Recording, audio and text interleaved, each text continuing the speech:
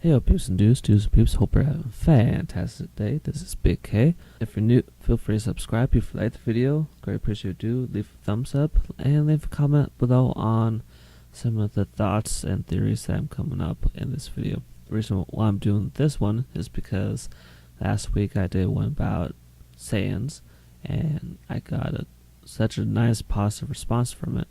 I figured, oh hey, why not do one about Namekians this week? So here we go. Now, Namekians are a really awesome race. If you don't know them, they regenerate, they have the ability to fuse, and they have the Dragon Balls, things like that. And they're green. I mean, come on, how can I say no to green? Now, before I progress any further, I want to state that this is going off of time frame after Frieza, so they already know of Earth, they've been to Earth, so that means they know about the hyperbolic time chamber, things like that. So to progress this, let's use an example of Beerus wants to destroy Namek, or at least test the Namekians, because since they have the Dragon Balls, he wants to see what they can do, yada yada yada. So Beerus goes to planet New Namek and says, okay, Namekians, in 1 year I'll destroy your planet unless you can put forth a Namekian that could challenge me to a fight and actually put up a decent fight and entertain me enough to not want to destroy your planet. Similar to what he does on Earth, but to planet New Namek. So the Namekians are like, okay, we got this. In a lot of ways, I believe the Namekians are like Batman.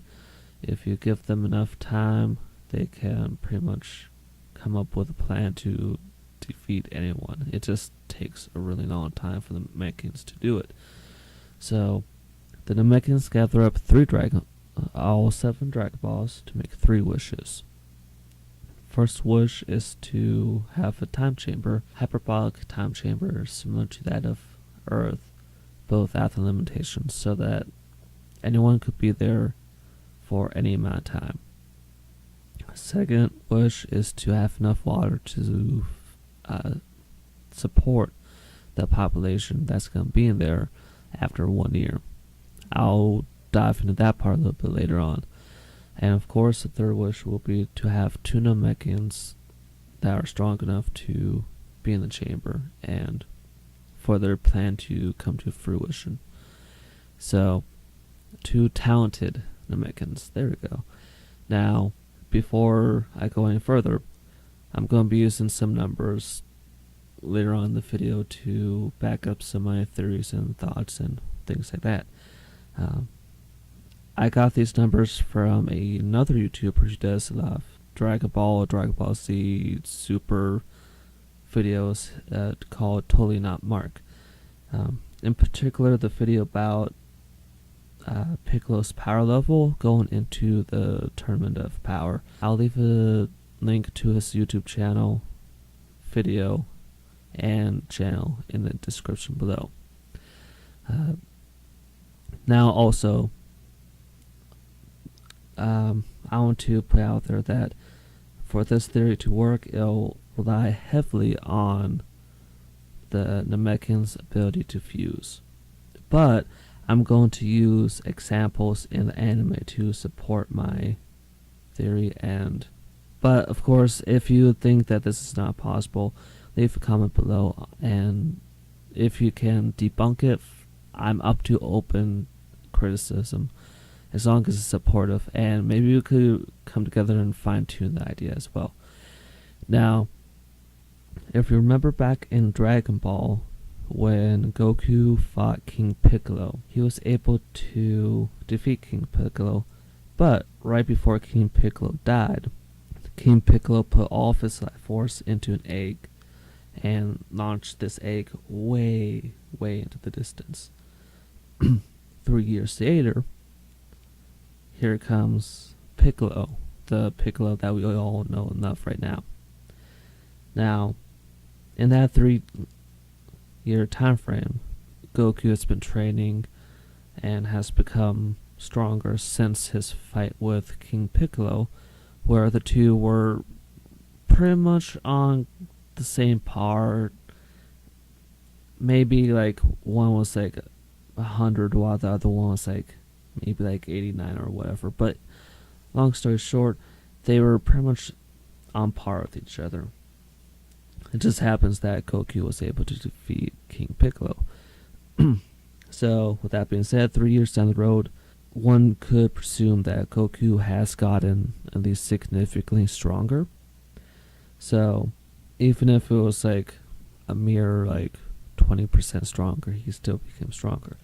So, in that 3-year time frame, not only was Piccolo born, but he was also grew up and became stronger than his father, because in the next World Martial Art Tournament, he was able to be on par with Goku, who was at this point stronger than when he fought his dad, King Piccolo. So, I just want to y'all to remember that 3-year time frame. Well, not necessarily a time frame, but 3 years period. So, fast forward to what we're talking now. And now, so, with that being said, what I think is the way that the Namekians can become as strong as a god destruction is by mass fusing, like mass combination between the entire population. Right now, there's not enough Namekians to fuse to become as strong as the god destruction, Beerus. But let's say there's, I don't know, about 131,000 of them or more, then yeah, I think, that if all of those fuse together, that they'll be able to be stronger than Beerus, So now you're like, Kev, how would that happen? Well, let's use what I've already said earlier in this video. Let's say combine it all. So the two Namekians that the Dragon Ball summoned and created for the Namekians go into the hyperbolic time chamber. After 3 years, the first Namekian decides to put all of his life essence into an egg, and the egg then hatches. So I don't believe they mentioned how long it takes the egg to hatch, but let's just say it takes like a couple days. So egg hatches and there's twins.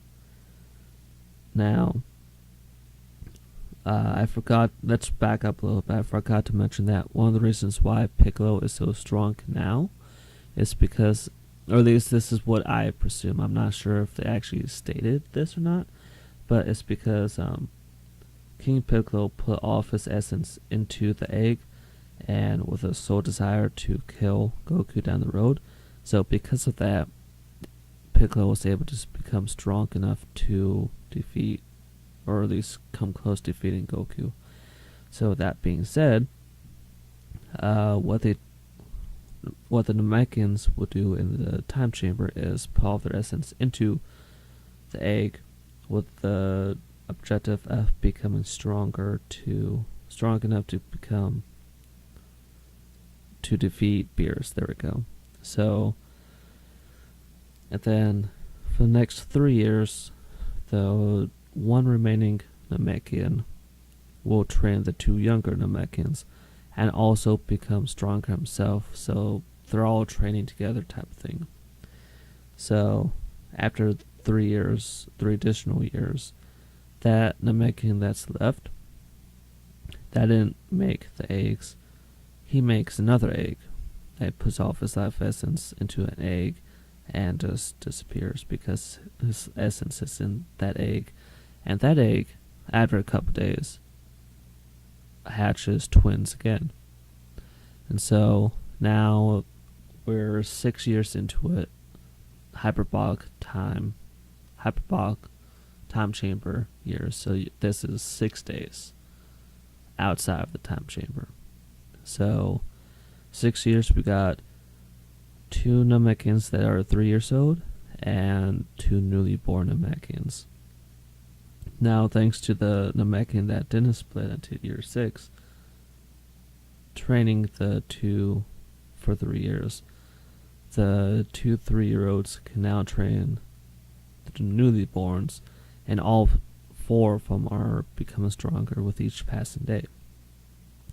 Now, after 3 additional years, the 6-year-olds will do the same thing. The 2 will put all their essence into an egg, and then the egg will become twins and blah blah blah.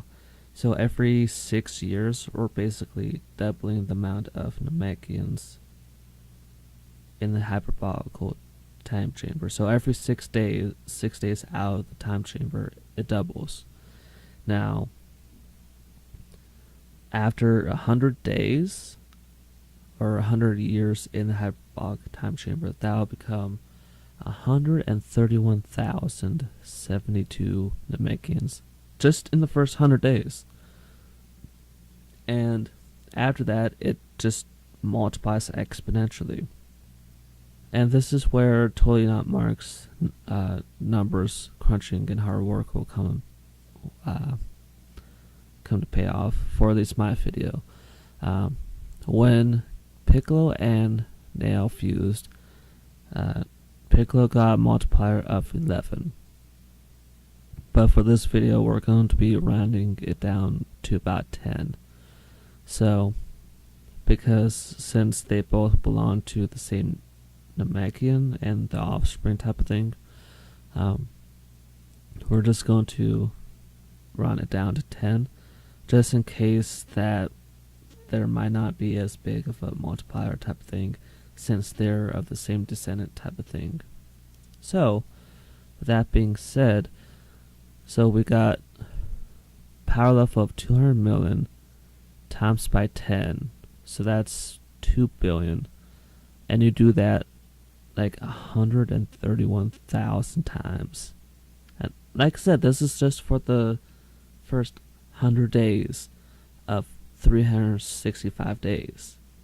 So I forgot to do the number crunching, but